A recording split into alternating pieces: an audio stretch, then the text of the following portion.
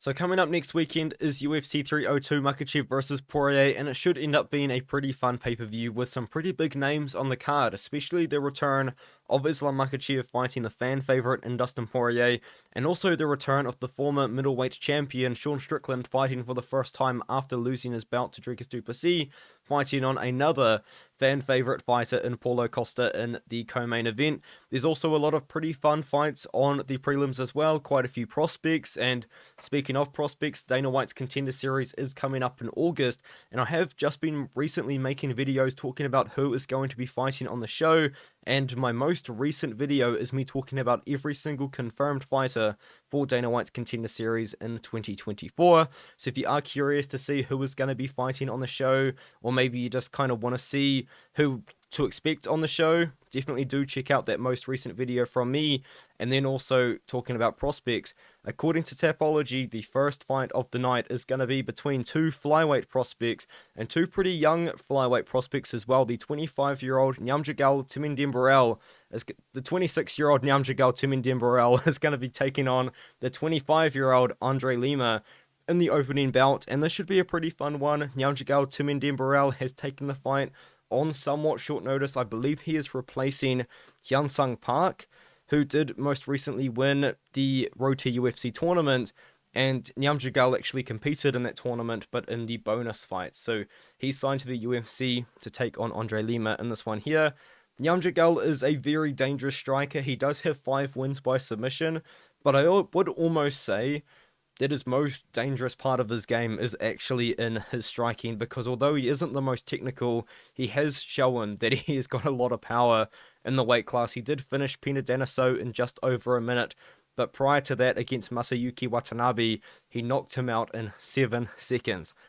After that, in his first ever Road to UFC fight, he did fight Topnoi Karam, and in that fight, although he wasn't really winning the exchanges on the feet, he was able to mix in his offensive wrestling and grappling, and did end up winning a very, very close decision, which you definitely could argue potentially went the other way, but ultimately, the judges did go with both the striking and the grappling and the top control that Nyamjargal was able to get over Topnoi Karam in that fight. Andre Lima is a former kickboxer who did have a decent amount of success on the professional kickboxing scene, and now that he's transitioned into MMA, I think he's had even more success, and it has come over quite well. You know, he's 8-0, he's in the UFC, he's undefeated in the UFC after winning by disqualification due to biting, but prior to that, I thought he was showing very good defensive grappling, especially against Igor Talon, where he had to fight out of a rear naked choke attempt and did have to defend quite a few takedowns. Against Rickson Zenadim, who was a grappler, he just outstruck him for all 15 minutes, looked pretty good in that one there.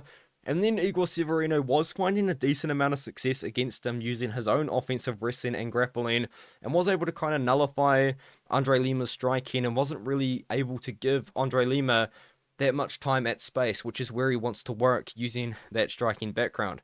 I feel like if Nyamjargal Tumendemberel does want to win this fight, his easiest path is to mix up that striking, throw the bombs on the feet, get Andre Lima thinking about it, and then shoot for takedowns and control on top, because he has shown that he can do that against another elite striker in Topnoi Karam. But in my opinion, I do think Andre Lima is better than Topnoi Karam, and I do think Andre Lima should be able to defend the takedowns of Nyamjargal. I'm still not super sold on him, although he has taken on some decent fighters, you know, a very experienced Masayuki, Topnoi Karam, who had some success in the tournament. Must have been season 2, maybe season 1, I think he had success.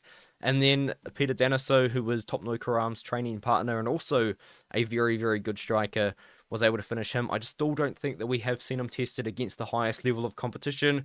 I think he's going to be very fun in the UFC, but I do think Andre Lima at this point has kind of shown to me to be a very good prospect and has got very good technical striking. And I do ultimately think that he will be able to outstrike Nyamjargal in this matchup to a decision. It is worth noting, though, in the second and third rounds, we did see Nyamjargal Tumendemberel's cardio really tested, and he really slowed down in round 3 and round 2. So maybe Andre Lima could work the body of Nyamjargal, maybe just defend the takedowns, make Nyamjargal work. He is going to slow down, or he has at least slowed down in the past. Maybe that cardio is something he's worked on. But Andre Lima could maybe even find a late TKO over a gassed out opponent here. I do like Lima. I like him by late TKO. or by decision. Now we have Joselyne Edwards versus Ailin Perez, and I don't feel good about it, but I am going to pick Ailin Perez in this one here. I was kind of firstly siding with Joselyne Edwards because I do believe that she is the better striker, but one thing that she has struggled with her entire career and still does to this day is that takedown defense, and I feel like Ailin Perez is just a nightmare matchup for her because Ailin Perez is going to be constantly shooting for takedowns. She's a chain wrestler, she's a grappler, she is only 5'5", but she still does have quite a bit of bulk to her for the division, and ultimately being shorter does help her get to those hips and get to those takedown attempts. Joselyne Edwards, as I said, she has struggled to defend takedowns in the past. She's a pretty long, rangy striker, standing at 5'8" for the weight class. She is going to want to keep this fight on at range. She is going to want to fight from range on the feet, but I just don't think that Ailin Perez is going to allow that to happen. Although Perez isn't that good at striking, in my opinion, she can still bomb away on the feet and close the distance and then ultimately get to the takedown position. So I do believe that we are going to see Ailin Perez take down Joselyne Edwards multiple times in this fight and win by control time.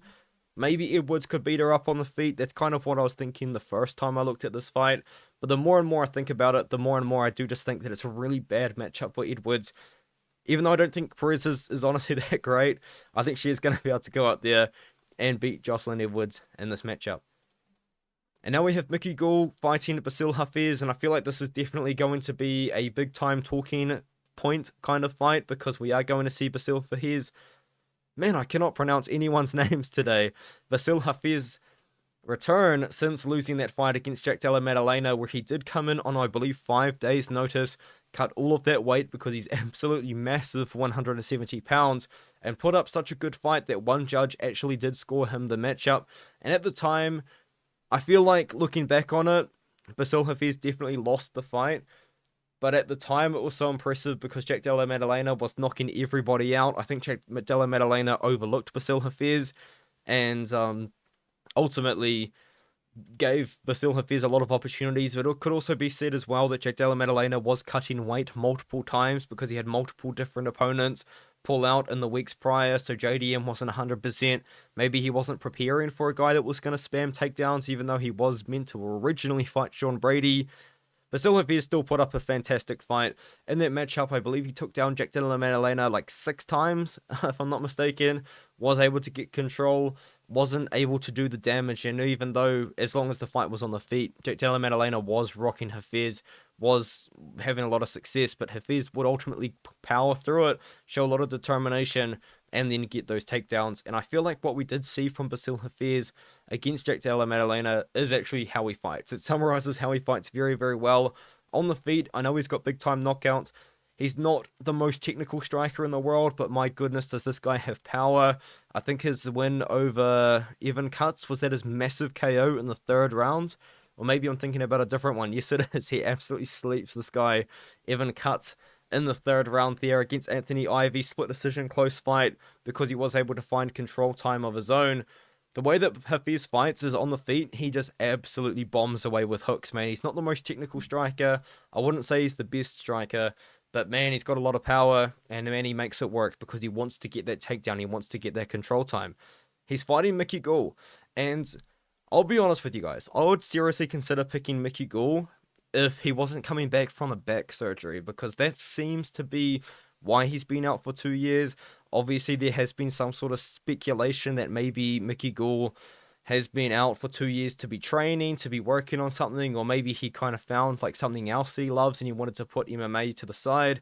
But apparently he's been injured, and a back surgery, that's a very, very tough one to come back from. And although I do like Gall, and I do think Gall's a very talented fighter, ultimately what I feel like we have seen from him most recently is a very talented grappler that fell in love with his hands. I understand that he spent his whole MMA career in the UFC. I think he was signed when he was only 1-0, beat CM Punk, and then he beat Sage Northcutt and kind of went from there.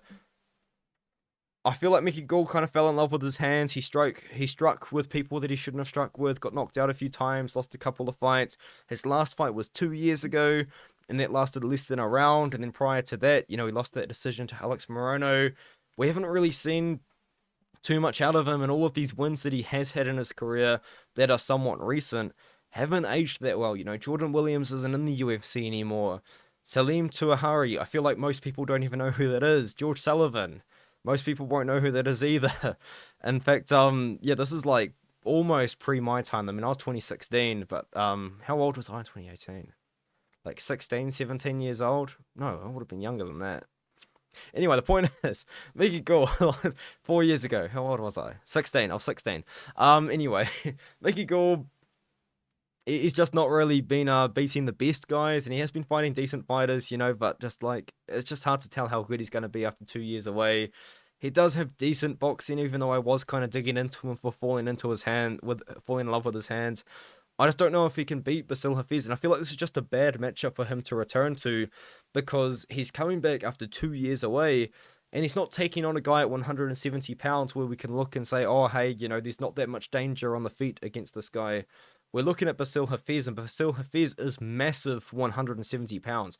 He's a gigantic welterweight, with massive big-time power, and I think that he is going to either catch Mickey Gall on the feet or do what he does best and just use that powerful wrestling to take down Gall. It is worth noting that I have seen Bassil Hafez gas out quite a bit. You know, he did slow down a lot against Anthony Ivy. He slowed down a lot against JDM, but it was on short notice. I do think that we are going to see Bassil Hafez find the success in this one here, but I am just going to be a little bit weary of picking Bassil in the future, because we have seen many times these guys come in on short notice, give their opponents very, very tough matchups that are in the rankings, and then just not really amount to anything. Hopefully that doesn't happen to Bassil Hafez, and I don't think it's going to happen here. I do think he's going to be able to beat Mickey Gall. I think he's going to do it on the ground. I'm actually going to pick a submission for Bassil, which might be crazy to say because Mickey Gall is a very talented grappler, but I just think at this point, you know, coming back from a back surgery, if that truly is the case, I mean, I feel like you got to stay away even at a big time underdog odds. Niko Price will be fighting Alex Morono. Morono's kind of interesting to me because it's hard to tell like what he's really up to, because he doesn't really take fights on full camps. He just takes on fights on short notice all the time. He fought against Ponzinibbio on short notice. I think he fought Simonsberger on short notice, and before that he took on Cowboy Cerrone on short notice. He just doesn't fight these guys on full camps, you know. I feel like he's kind of just resorted to being the guy that they call when they need a short notice replacement. And although Alex Morono is a very talented fighter, he's a very, very good grappler, and he just doesn't use it. He just goes out there and strikes with fighters he probably shouldn't. Yes, he did have a lot of success against Santiago Ponzinibbio on the feet for the first couple of rounds, but it did still end up leading to him getting knocked out, you know. He did beat Tim Means, and then he lost to Buckley in a fight that was, once again, on the feet, and Morono didn't go out there and try and grapple. I don't know, man, because I feel the thing about Alex Morono is he's a coach, so you would expect him to have really good fight IQ, and he just doesn't grapple anymore. It doesn't make sense. I feel like if he took on Niko Price, I think that he could dominate the matchup using that wrestling and grappling that we know that he's got in the back pocket. But if he does choose to go out there and just strike with Niko Price, Price isn't the best fighter in the world, but he's still dangerous, you know. Like, he did beat Alex Oliveira. That was just a weird fight. And what was it? The fight against Michal Pereira? Like, I don't even know. Like these fights are just weird to watch. He got KO'd by Phil Rowe, which isn't a good look. Got KO'd by Robbie Lawler, which is weird. I mean, he got knocked out in like a minute against Lawler. I think in this matchup, Alex Morono, if he wants to strike with Niko Price, he probably could. But I feel like if he used the grappling, I think he could dominate the fight, man. But I do like Morono. It's going to be a fun fight. The fact that it's in a crowd definitely tells me Morono's not going to grapple, so that is a bit of a shame, but I do think that still ultimately Morono should be able to outstrike him. Definitely should be able to outgrapple him. Niko Price is dangerous, but at the end of the day, he hasn't won a fight in 2.5 years. He's technically 1-4 in his last 5 fights, so I just don't even know, man. Let's move on to Phil Rowe versus Jake Matthews, also at welterweight. This is an interesting one because I do like Phil Rowe as the underdog here. You got to worry about the fight IQ though, and that's the problem, because I feel like Phil Rowe definitely could have beaten Neil Magny if he didn't try and fight Neil Magny in his best part of his game. It was just really, really weird, because we know Phil Rowe as being a pretty lengthy guy for the weight class that does like to fight from range, does like to kickbox, and he was taking on Neil Magny, and a lot of people were kind of saying these guys fight exactly like each other. You know, they're both pretty tall for the division. They both like to strike from range. But in that fight, Phil Rowe goes out there and just tries to clinch Neil Magny. It was an incredibly weird fight. It was an incredibly boring fight. But it was just weird. Honestly, overall, it was just really weird. Magny ends up winning a split decision that probably could have gone over way because literally nothing happened. But Rowe was initiating clinch positions against Magny, and Magny is notoriously strong in the clinch. And that just makes me really question the game plan, really question the fight IQ, because he was still having success on the feet against Magny. It's not like Magny was beating him up on the feet, and it's like, oh, wow, let's resort to some grappling. You know, it was like, oh, let's go and grapple Neil Magny, even though we are arguably the better striker, or at least have a good chance of outstriking Neil Magny. Before that, he knocked out Price. Jason Witt, I mean, these wins just aren't aging well. There's a lot of fighters, I feel like, on this card. We'll get to another one who have been on what was considered at the time very, very good runs. But the wins that these runs were based on aren't good wins. You know, Jason Witt, probably the chinniest fighter in UFC history. Everyone knocked out Jason Witt. Orion Cosce, he's not in the UFC anymore. The Cosce brothers both kind of got exposed as being a little bit fraudulent. Niko Price is on the card, and I just kind of talked about him not in the most positive light. Jake Matthews is very good, though, but sometimes he's not, which is kind of weird to say, because if you watch him fight against Andre Fialho, he looked like a future contender in that fight. Like, I know it's Andre Fialho, and he's not in the UFC anymore, but at the time, Andre Fialho was still being talked about quite positively, and Matthews goes out there and outboxed a very talented boxer in MMA, Andre Fialho, and looked very, very good, ended up knocking him out, and then fought Matthew Simonsberger, and in my opinion, looked pretty bad. And that was only a few months apart, only 6 months apart. He takes on Simonsberger, it looks pretty bad. Beats Darius Flowers in a fight which Flowers took him on short notice, and now Flowers has gone back down to lightweight. So he beat up a lightweight that fought him on short notice, and then lost to Michael Morales. Not a lot of shame in losing to Michael Morales, though, to be fair. Did kind of give him a tough fight, but Michael Morales was recently tested a little bit, just a little bit, by Max Griffin. I don't know. Matthews is a very talented grappler. He could find success in that grappling, but I do think that if Phil Rowe decides to keep this fight on the feet, although there is a lot of evidence out there that Jake Matthews has incredible boxing and can outbox decent strikers, I think that Phil Rowe should still be able to outstrike him to a decision here. I do like Phil Rowe's length in this fight. He's going to have a massive reach advantage, over 8 inches of reach. He's going to be a little bit taller as well, 6'3" versus 5'11". I like Rowe. I think he should be able to outstrike Matthews to a decision here, and that is an underdog prediction there. Grant Dawson will be fighting Joe Solecki, and this is the comeback for Grant Dawson after he did get knocked out by Bobby Green. And that fight didn't last very long. I think it was like 40 seconds, 33 seconds it lasted, when Bobby Green honestly didn't even hit him with a very clean punch either. That's the craziest thing. Knocked out, Dawson got knocked out, and it didn't even look like Bobby Green landed the cleanest punch. It says it's a straight left, but it was kind of awkward because it was technically a jab, as Bobby Green was sort of switching stances. It was... Anyway, Bobby Green knocked him out in 33 seconds, and it'll be interesting to see if Grant Dawson just goes out there against Joe Solecki and decides, you know what, I'm not striking anymore in my career. I'm shooting takedowns over and over and over and over again, because Dawson was expected to win that fight. That was actually meant to be the fight that was going to put Grant Dawson in contention to start looking at top 10 opponents, start looking at top 5 opponents. And now, unfortunately for him, he's actually got to take on another, in my opinion, very talented prospect in Joe Solecki. And Joe Solecki is a guy that I was actually talking up and was bigging up for a long time, because I feel like his run in the UFC was going pretty unnoticed. You know, I think, what was he, 5-1 before fighting Drakkar Klose? And to be fair, you don't go 5-1 in lightweight in the UFC division as unnoticed as Joe Solecki did manage to do it. And to be fair, some of these wins aren't over the best guys, of course, as I did mention earlier, but he did still beat Jim Miller. Jim Miller, you know, in 2021 was still dangerous, was still knocking people out. Submitted Austin Hubbard before he got cut from the UFC. And yeah, but then he got slammed by Drakkar Klose. And that fight, which was like 2 slams in one night, which is pretty crazy, that fight night. I think Grant Dawson should be able to out-wrestle Joe Solecki, though. This is the same guy that did fight against Mark Madsen on short notice and out-wrestled Mark Madsen, and a lot of people did talk quite a lot about that because Madsen is a Greco-Roman wrestling Olympian, silver medalist actually, and also then he beat Damir Ismagulov, and just once again, what was a pretty nightmare matchup for Damir. I do think he should be able to beat Joselyki. Joselyki is a grappler, a very talented grappler at that, but I think Dawson should be able to take him down, should be able to put Joselyki on his back and just kind of control the fight from there. I don't really expect it to be a very fun fight because Grant Dawson just isn't a very fun fighter. But yeah, I think he should be able to control Joselyki here. It's a good opportunity, I feel like, for Joselyki to bounce back and maybe get Grant Dawson in a position where he has been compromised, because at the end of the day, he was knocked down in 33 seconds in a main event.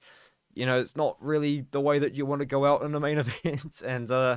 But yeah, and then an opportunity as well that he was meant to become a pretty big prospect, big ranked fighter. That was his moment, and he blew it, but he's only 30 years old. I think he should be able to come back, but maybe that mental side could still be there, and maybe Joselyki could capitalize just maybe on a slightly decreased and like motivation, I guess, would be the wording. But I think Dawson's going to come back. I think Dawson's going to come back. He's a very talented wrestler, very good top control. I think he should be able to dominate on top in the fight. And now we move on to a very interesting matchup, and I definitely do want to hear you guys' opinions on this fight in the comments below. Roman Kopylov versus Cesar Almeida. Well, I'm going to pick Cesar Almeida. That's why there was such a big break. I'll just kind of think about like how I was going to word it, because there are people out there that think that Kopylov is like the next UFC champion or something. Like, people think that Roman Kopylov is the best striker on the planet, and I don't know, man. Like, I'm just kind of looking at his wins, and I'm just looking at the fact that he was outstruck by Carl Roberson, who's a former Glory kickboxer. We're going to get to that soon. Also, the fact that he, you know, took 3 rounds to defeat Alessio Di Chirico, but then he knocked out Punahele Soriano, and I feel like that's where the hype train kind of come, and I was on a little bit of the hype train, but I do want to talk about this. His last 2 wins over Josh Fremd and Claudio Ribeiro. Claudio Ribeiro, I'm going to go out there and say it, I don't think he's a very good striker at all. He's not very technical, he's got no defense, and he still went out there and gave Roman Kopylov problems on the feet. Josh Fremd, in my opinion, I don't think he's the best striker either. And I feel like Josh Fremd, I would almost describe his style as more of a grappling heavy style. And Kopylov was able to end up knocking him out on the feet in the second round there. But I feel like, you know, Kopylov went on this great run. Look at Pillow Hands Punahele, you know, like what's he doing these days? I know he's got the power back, but he was on a very, very bad losing streak at one point. Claudio Ribeiro, 1-3 in the UFC. Josh Fremd, what's he? 1-3 in the UFC as well. I feel like he's just kind of been beating the guys at the bottom of the rankings of 185 pounds, and then he ended up taking on Anthony Hernandez, and that is a nightmare matchup for Anthony Hernandez. I look at Cesar Almeida, and I look at what he's done recently, because to be fair, I do understand and I do agree. There's not a lot of evidence that does suggest that Cesar Almeida should be able to win this fight, aside from the fact that he has had a very, very successful kickboxing background, which I will talk about in a moment. If you actually look at his MMA career, he's fought 5 times. One of them was 8 years ago. 2 of these fights you can't find tape on, and it's probably a waste of time anyway, because he's taking on guys with a 5-28 record and an 0-0 record. You can find tape on this one though, which is cool. But anyway, he fights Lucas Fernando, comes kind of out of nowhere, and in that matchup, he looked decent on the feet, but I also was quite impressed by his grappling, because Lucas Fernando obviously respected the striking of Cesar Almeida and decided, you know what, I'm going to grapple him, because I don't want to mess around on the feet with a former Glory kickboxer that has a win over Alex Pereira. And Cesar Almeida was able to reverse a lot of positions and get a lot of his own top control, and even initiated his own grappling at some points, because he realized that he could win the fight on the grappling. And then he takes on Dylan Budka, and although he doesn't look amazing against Dylan Budka, I feel like he didn't have the best performance, because Dylan Budka was shooting takedowns on him over and over and over again, and when a striker is fighting someone that's trying to wrestle them, you can't open up, because a lot of the times you do see if someone throws a big time hook, a lot of the time someone can get ducked under it. You throw a body kick and get caught. You throw any sort of kick, it can get caught, or it can get countered, or you can get caught off balance and taken down. Ultimately, Almeida didn't fight his best striking fight, and I look at Almeida, and I know he's 36, but this guy is so fast on the feet, and you can see it in these fights that he has had on kickboxing. I know these are a long time ago, so maybe I'm just yapping, but let me know in the comments. I'm very curious. He's fast. I know he's 36, but he's a very, very quick, rapid striker, and he's got very nice hooks, man. He likes to get in close and just beat people up in the pocket. And I think that's going to be a very bad striking style for Roman Kopylov. I think he's going to be able to go out there and beat Kopylov. And another thing as well is Cesar Almeida has a win over Alex Pereira. And Alex Pereira has only lost 7 times in his career. You know, he's 34-7 as a kickboxer. Cesar Almeida is one of those losses. Israel Adesanya is one of those losses. I believe, Artem Vakatov is one of those losses as well. And I think the guy from the Netherlands, I forgot his name, which is embarrassing. But yeah, anyway, the point is, like, all of Alex Pereira's kickboxing losses are to elite strikers. And that does tell you, although it was in 2013 at the start of Pereira's career, Almeida was an elite striker. He's a former Glory kickboxer, fought against Donovan Weiss, who is a legend in the kickboxing game. I think we're going to see Cesar Almeida go out there and use that speed, which I'm kind of hoping he's still got, but also, more importantly, fight another striker, fight a fight on the feet in a matchup which he's not afraid of getting taken down in, because I'd be very, very surprised if Kopylov shot takedowns against Almeida, and he might do it. I think Almeida's going to be too fast. I think Almeida is going to be able to go out there, and I think he is going to beat Roman Kopylov in this matchup. So I'm going to pick Cesar Almeida. I'm going to pick him by knockout. I definitely could look like an idiot doing that, but that's just how I'm leaning, man. I think that it being a striker versus striker matchup, a fight which Cesar Almeida is not going to fear the takedown, I think we're going to see him open up a lot more, and we're going to see how good his striking really is. Randy Brown versus Elizeu Zaleski is an interesting one, because Elizeu Zaleski was able to rally back and fight to a draw against Rinat Fakhretdinov, which is kind of crazy, to be honest with you, to kind of put a little bit of a halt to the hype train that is Rinat. Maybe not a halt to the hype train, because he didn't beat Rinat, but ultimately Rinat definitely looked a lot more human than he has looked in the past anyway. Prior to that, though, he has been beating guys up on the feet. But Benoit Saint Denis, that was a domination, but it was Benoit on short notice and up a weight class. Zaleski's got that capoeira striking style where he can be very, very loose. He can be throwing a lot, like throwing kicks, spinning kicks, kind of just being very much in a free-flowing state. Whereas Randy Brown is more of a traditional sort of kickboxer. He does fight from range very well because he is 6'3" at 170 pounds, but he's also got a 78-inch reach. So he's got very, very long arms at 170 pounds as well, so he can fight behind his jab, he can fight behind his 1-2. I feel like Randy Brown at times can get caught being a little bit low volume, and we have seen him lose fights in the past because of that. I feel like he did, where is it? This fight against Chaos Williams, I feel like he probably shouldn't have won that fight against Chaos Williams, but he did ultimately get the decision there. Williams did give him a lot of problems on the feet, he did hurt him. Then he beat a very old Francisco Trinaldo, had a pretty close fight against Goat Trinaldo, is what a lot of people called him. Did get knocked down and submitted by JDM, but we can move on from that. Very close fight against Toman as well, and then he did just knock out Muslim Salikov, who was pretty old, but that's a very impressive KO win to have, because Muslim Salikov isn't getting knocked out by anybody. I think the last guy that knocked him out was Li Jingliang, who we know has a lot of power. I feel like in this matchup, it's going to be a striking fight.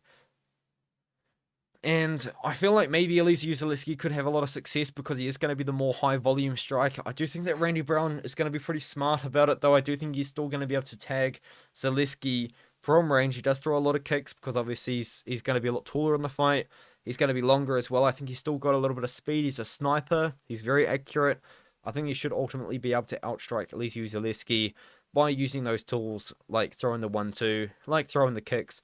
I think ultimately should be able to beat Elizeu Zaleski in a close fight, but I think it's going to be a fun one. In fact, these guys might even open up at some moments to kind of put on a bit of a scrap in front of a pretty big crowd.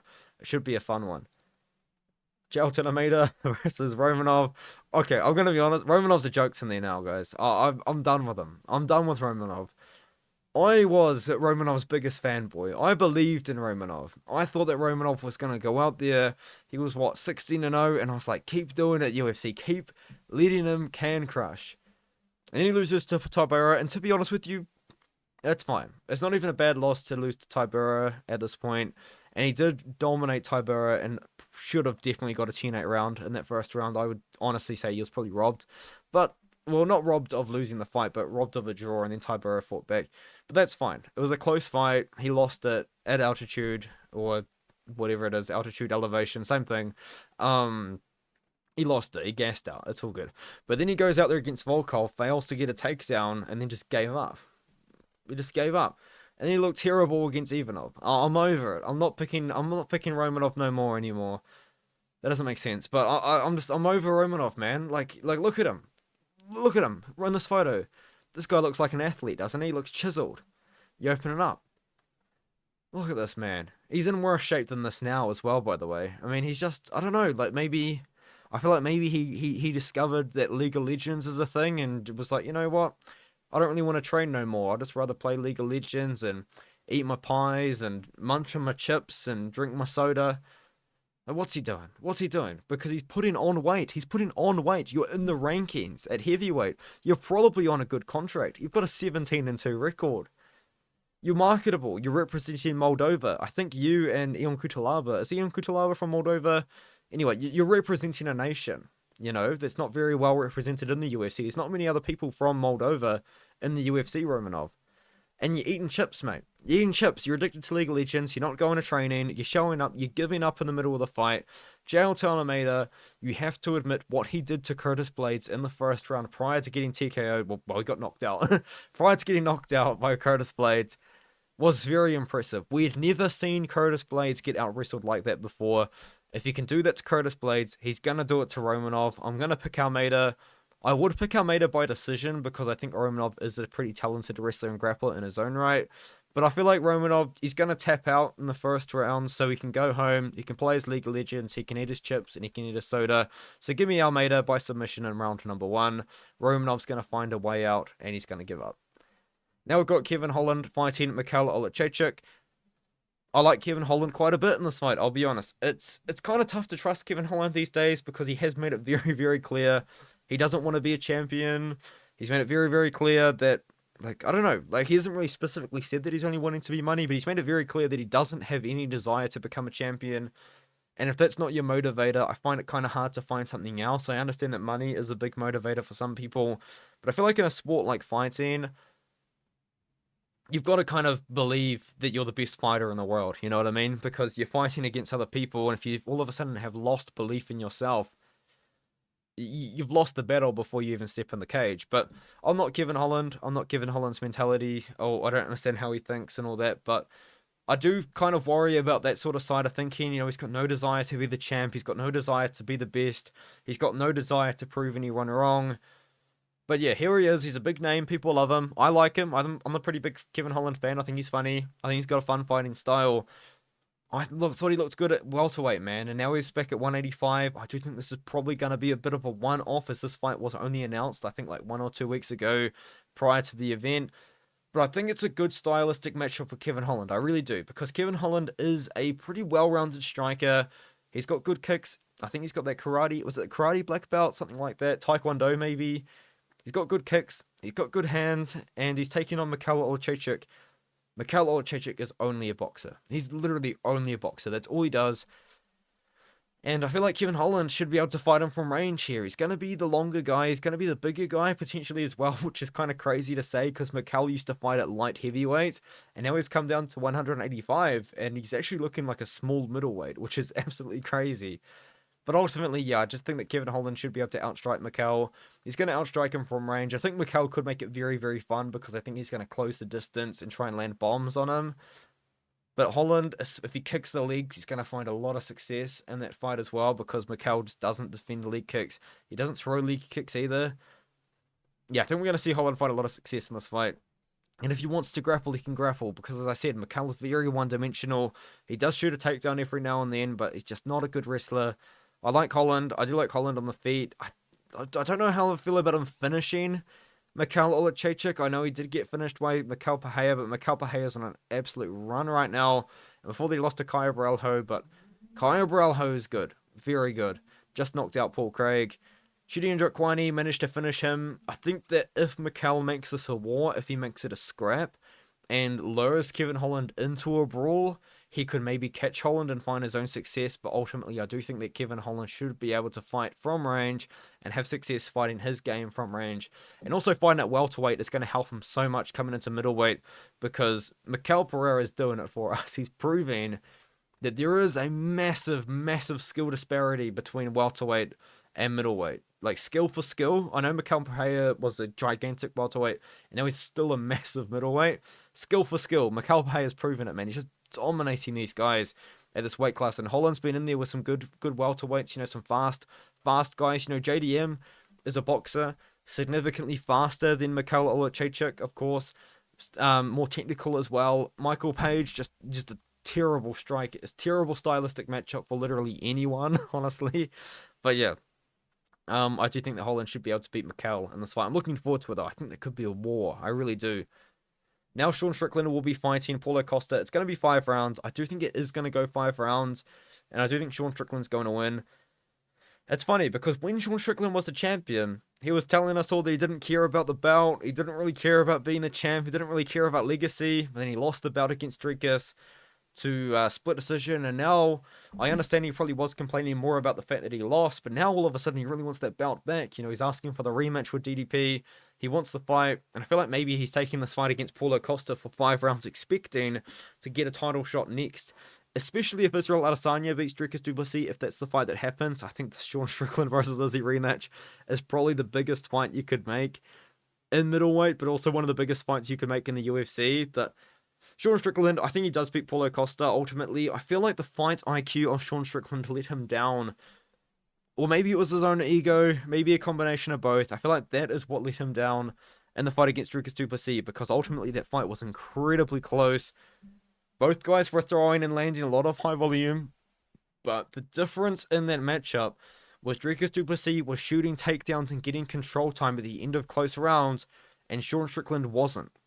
And I genuinely believe that if Sean Strickland went into that fight, realized that these rounds are close, and decided to use some offensive wrestling against DDP in the last 90 seconds of every single round, and control DDP for maybe the last minute, or at least attempt to, or have some cage control, and maybe land a couple little pot shots, he could have stolen rounds that he lost to DDP, if that makes any sense. Because Dricus du Plessis, he was just kind of doing more that makes the judges, you know, like, look at, oh, Dricus du Plessis got a takedown, even though takedowns on a very technical base, from the way that the fights are scored, technically don't mean anything if you don't do any damage or get a submission.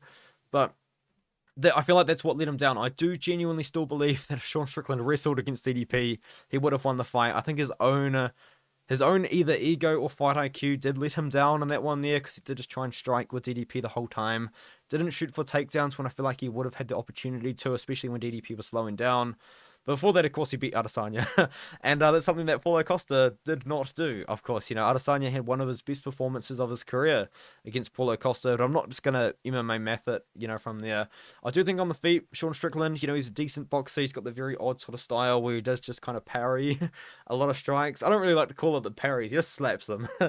slaps the strikes away. I know it's a parry, guys. I was an amateur boxer at one point, but not anymore. I'm gonna have another surgery on my shoulder. But anyway, aside from that, good old days, huh? Sean Strickland, I think he is going to be able to beat Paulo Costa here. Paulo Costa did have success against Whittaker, hurt him at the end of the first round as well, by the way, but who knows what he's doing, man, because it's just kind of weird. Like, he's just kind of on Twitter, he's just yapping, he's posting memes, he's saying funny things, he's saying controversial things. He's just not really taking anything that seriously, you know. Like, I feel like maybe he could have had a good chance to kind of catch Whittaker when he was down. I don't even know what Paulo Costa's doing. He had that close fight against Rockhold as well. You know, he's a very, very powerful guy on the feet. When he was up and coming, I remember when he made his UFC debut, because I messaged my dad, who was also watching at the time, but not in the same area. I said, this guy's going to be a champion, man, because, like, he just dominated Gareth McClellan. I do remember watching his debut, and he just knocked this guy out in the first round. And then he ended up fighting Izzy, which is kind of crazy. But I do think that Sean Strickland should win.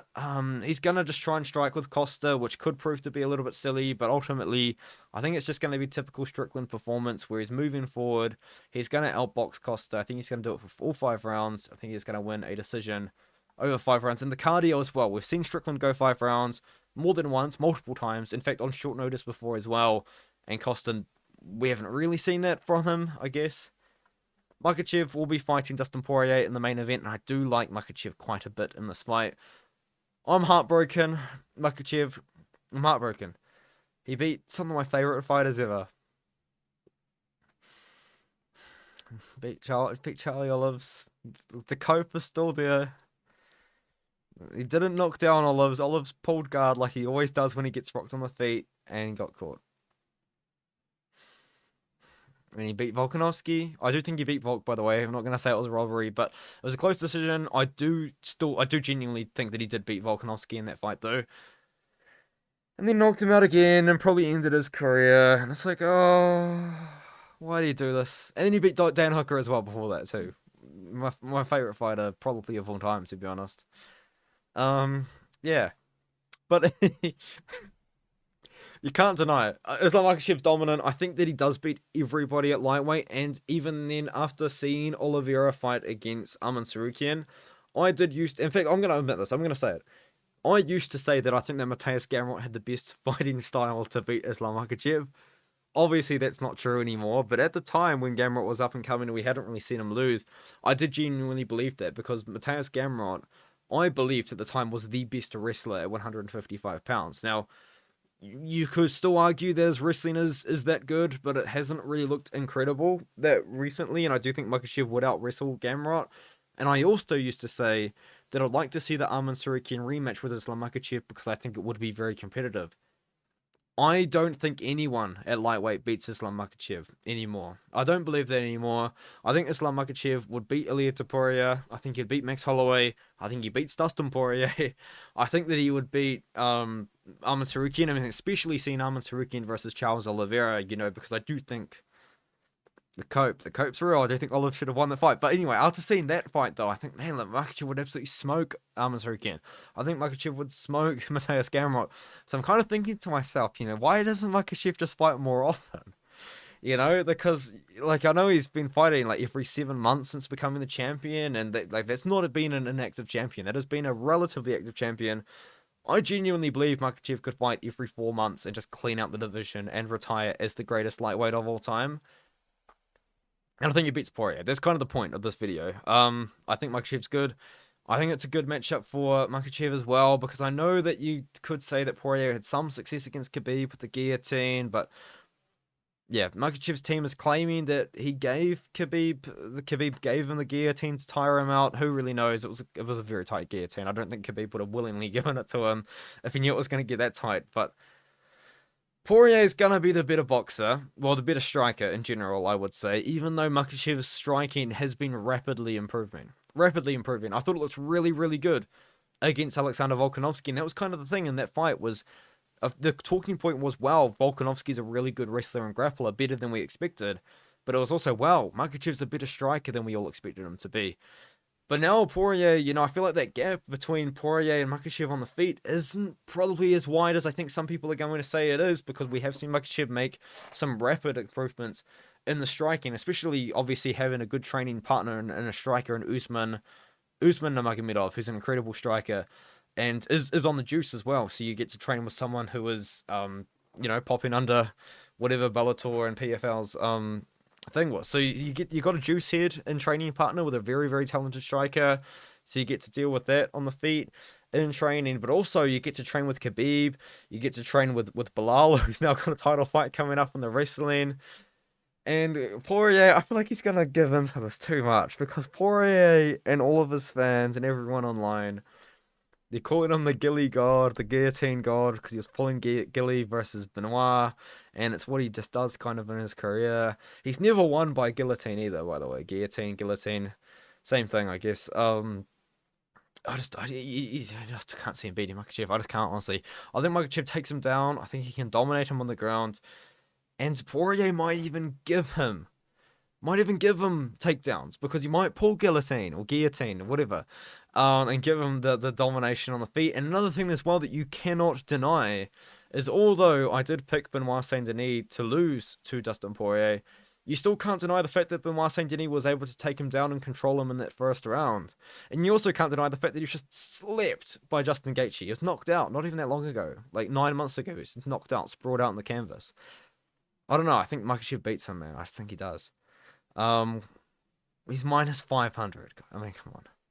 I don't know, man. I feel like people really want Poirier to win, but I kind of do as well, I'll be honest. I'm kind of Oh, Makhachev. Makhachev.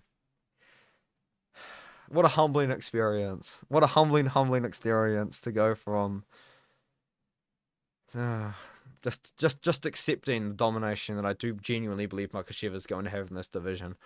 I do want Poirier to win, like as a fan, but like in reality and kind of my opinion, I think that Makhachev's gonna smoke him. I'm sorry, Poirier. I'm sorry, Poirier fans, but man, I'd love to get proven wrong. I'd love to get proven wrong.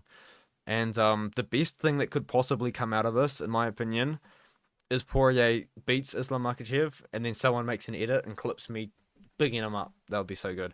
It's happened before, and I hope it happens again, to be honest. But unfortunately, I don't think it does. I think Makhachev's too good. I think he's too good. I think he's going to win by ground and pound TKO. Let me know what you think in the comments below, and I'll see you guys in the next one.